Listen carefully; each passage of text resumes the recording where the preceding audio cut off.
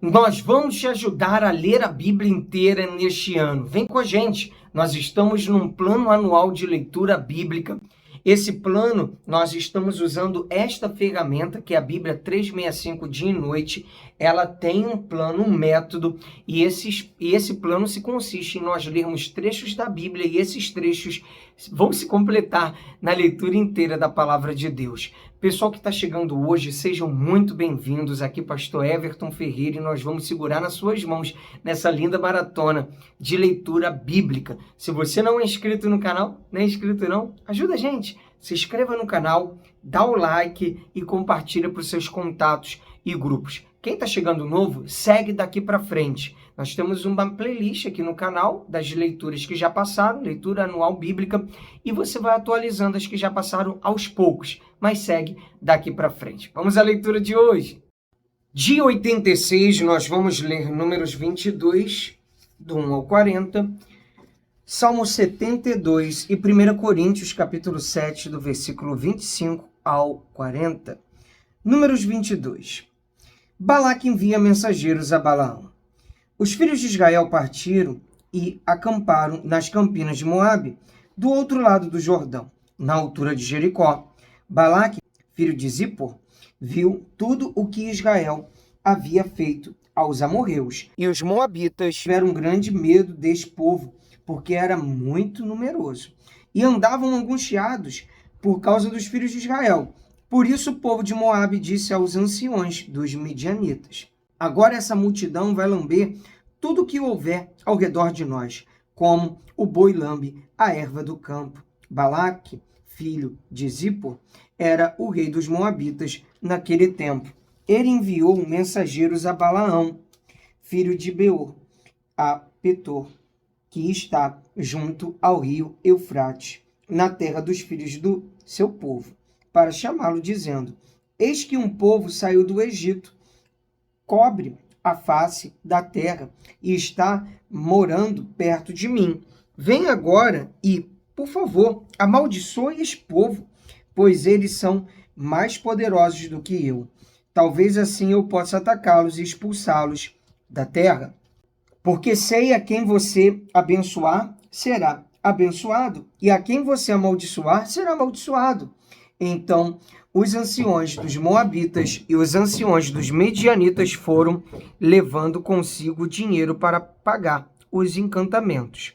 Chegaram ao lugar onde Balaão estava e lhe transmitiram as palavras de Balaque. Balaão lhes disse: fiquem aqui esta noite e lhes trarei a resposta, como o Senhor me falar. Então os chefes dos moabitas ficaram com Balaão. Deus veio a Balaão e perguntou: quem são esses homens que estão com você? Balaão respondeu: Balaque, rei dos moabitas, filho de Zippor, enviou esses mensageiros para que me dissessem: eis que o povo que saiu do Egito cobre a face da terra. Venham agora e amaldiçoem este povo. Talvez eu possa combatê-lo e expulsá-lo daqui. Então Deus disse a Balaão: não vá com eles, nem amaldiçoe o povo, porque é povo abençoado. Na manhã seguinte, Balaão se levantou e disse aos chefes de Balaque: voltem para a sua terra, porque o Senhor não me deixa ir com vocês. Então os chefes dos moabitas se levantaram, foram a Balaque e disseram: Balaão se recusou a vir conosco. De novo Balaque enviou chefes em maior número e mais honrados do que os primeiros. Eles chegaram a Balaão e lhe disseram: assim diz Balaque, filho de Zippor, peço-lhe que não se demore em vir até aqui, porque eu o cobrirei de honras e farei tudo o que você disser. Venha, pois, e por favor, amaldiçoe este povo. Balaão respondeu aos oficiais de Balaque: ainda que Balaque me desse a sua casa cheia de prata e de ouro, eu não poderia transgredir o mandado do Senhor, meu Deus, para fazer coisa pequena ou grande. Agora peço que fiquem aqui também esta noite, para que eu saiba o que mais o Senhor me dirá. De noite o Senhor veio a Balaão e lhe disse: como aqueles homens vieram chamá-lo, levante-se e vá com eles, mas faça apenas o que eu lhe disser. O anjo do Senhor e a jumenta de Balaão. Balaão levantou-se pela manhã, preparou a sua jumenta e partiu com os chefes de Moabe. Mas acendeu-se a ira do Senhor, porque Balaão foi. E o anjo do Senhor se pôs por adversário no caminho dele. Ora, Balaão ia montado na sua jumenta, e 2 de seus servos iam com ele. A jumenta viu o anjo do Senhor parado no caminho, com a sua espada na mão. Por isso a jumenta se desviou do caminho, indo pelo campo. Então Balaão espancou a jumenta para fazê-la voltar ao caminho. Mas o anjo do Senhor pôs-se num caminho estreito entre as vinhas, havendo muro dos 2 lados. Quando a jumenta viu o anjo do Senhor, encostou-se no muro e apertou o pé de Balaão contra ele. Por isso Balaão tornou a espancá-la. Então o anjo do Senhor passou mais adiante e pôs-se num lugar estreito, onde não havia caminho para se desviar nem para a direita, nem para a esquerda. Quando a jumenta viu o anjo do Senhor, deixou-se cair debaixo de Balaão. Balaão ficou irado, espancou a jumenta com uma vara. Então o Senhor fez a jumenta falar. E ela disse a Balaão: "O que foi que eu fiz a você, para que você me espancasse já 3 vezes?" Balaão respondeu à jumenta: "Foi porque você zombou de mim. Se eu tivesse uma espada na mão, mataria você agora mesmo." A jumenta disse a Balaão: "Não é verdade que eu sou a sua jumenta, em que você tem montado toda a sua vida até hoje? Será que tem sido o meu costume fazer isso com você?" Ele respondeu: "Não." Então o Senhor abriu os olhos de Balaão, e ele viu o anjo do Senhor que estava no caminho, com a sua espada desembainhada na mão. Por isso Balaão inclinou a cabeça e se prostrou com o rosto em terra. Então o anjo do Senhor lhe disse: "Por que você já espancou a jumenta 3 vezes? Eis que eu saí para ser o seu adversário, porque o seu caminho é perverso diante de mim. A jumenta me viu e já 3 vezes se desviou de mim. Se ela não tivesse desviado, eu teria matado você e a teria deixado com vida." Então Balaão disse ao anjo do Senhor: "Pequei, porque não sabia que o Senhor estava neste caminho para se opor a mim. Agora, se parece mal aos seus olhos seguir viagem, voltarei." O anjo do Senhor disse a Balaão: "Vá com esses homens, mas fale somente o que eu lhe disser." Assim Balaão foi com os chefes de Balaque.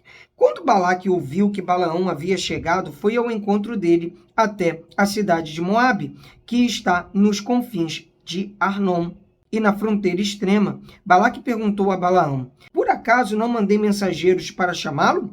Por que você não veio até aqui? Será que não posso, de fato, cobrir você de honrarias?" Balaão respondeu a Balaque: "Eis que estou aqui diante de você. Mas será que poderei agora falar alguma coisa? A palavra que Deus puser na minha boca, essa falarei." Balaão foi com Balaque e chegaram a Quiriate-Uzote. Então Balaque sacrificou bois e ovelhas e enviou uma parte da carne a Balaão e aos chefes que estavam com ele.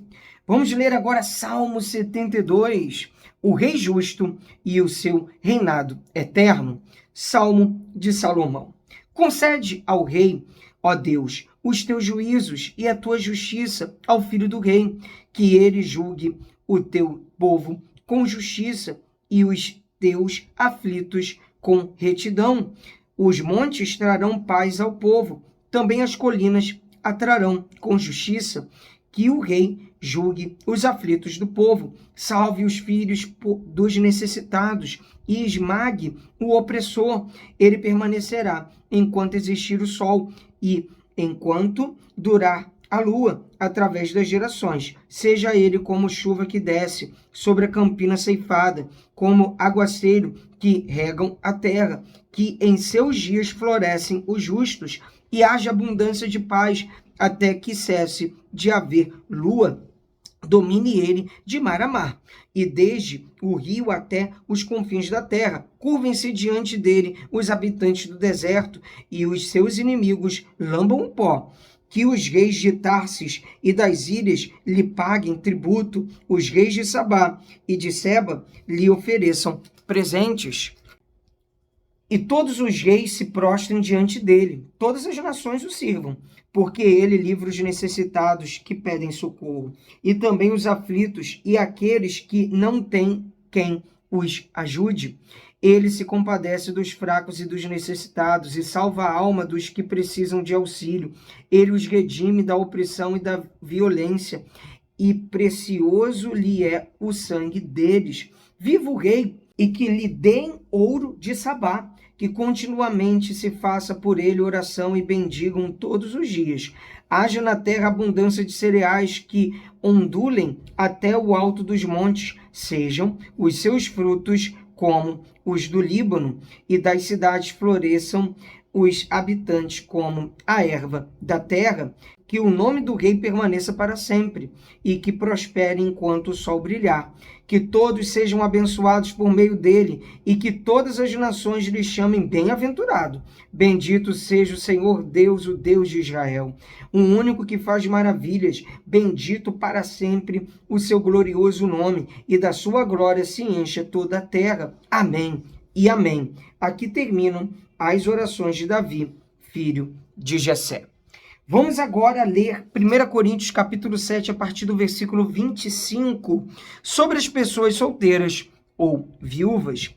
Com respeito às virgens, não tenho mandamento do Senhor, mas dou a minha opinião, como alguém que recebeu do Senhor a misericórdia de ser fiel. Por causa da angustiosa situação presente, penso ser bom para o homem permanecer assim como está.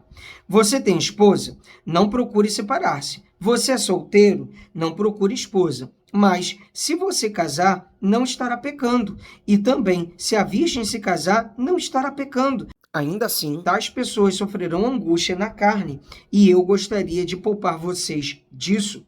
Mas isto digo, irmãos, o tempo se abrevia. Por isso, de agora em diante, não só os casados sejam como se fossem casados, mas também os que choram como se não chorassem, os que se alegram como se não se alegrassem, os que compram como se nada possuíssem, e os que se utilizam deste mundo como se não fizesse uso dele, porque a aparência deste mundo passa. O que eu realmente quero é que vocês fiquem livres de preocupações. Quem não é casado cuida das coisas do Senhor e de como agradar ao Senhor. Mas o que se casou cuide das coisas do mundo, de como agradar a esposa, e assim está dividido. Também a mulher, tanto a viúva como a virgem, cuida das coisas do Senhor, para ser santa, assim no corpo como no espírito. Mas a mulher casada se preocupa com as coisas do mundo, de como agradar ao marido. Digo isto para o próprio bem de vocês, não para impor limitações, mas tendo em vista o que é decente e para que vocês possam se consagrar ao Senhor sem distração alguma. Mas se alguém julga que trata de modo impróprio a sua virgem, se ela tiver passado a flor da idade e se as circunstâncias o exigem, faça o que quiser, não peca, que casem. Contudo, aquele que está firme em seu coração e não se sente obrigado, mas tem domínio sobre a sua própria vontade, resolveu em seu coração conservar a virgem, a jovem, fará bem. Por isso, quem casa com a sua virgem faz bem. Quem não casa, faz melhor. A mulher está ligada ao seu marido enquanto ele viver. Mas se o marido morrer, ela fica livre para casar com quem quiser, mas somente no Senhor. Porém, ela será mais feliz se permanecer viúva, segundo a minha opinião. E penso que também eu tenho o Espírito de Deus. Graças a Deus, mais um dia concluído de leitura bíblica. Pessoal, nós temos um grupo silencioso de WhatsApp, tem o link aqui na descrição do vídeo. Clica nesse link, entre nesse grupo silencioso, porque todos os dias nós vamos enviar o horário de estreia do vídeo do dia e também o link do mesmo. É mais uma ferramenta para te ajudar. O que a gente puder fazer, nós vamos fazer para te ajudar, a fim de que você chegue no fim do ano e possa dizer assim: uau, finalmente consegui ler a Bíblia inteira. Você crê nisso? Eu creio também. Que Deus abençoe, um abraço, até amanhã. Pra cima!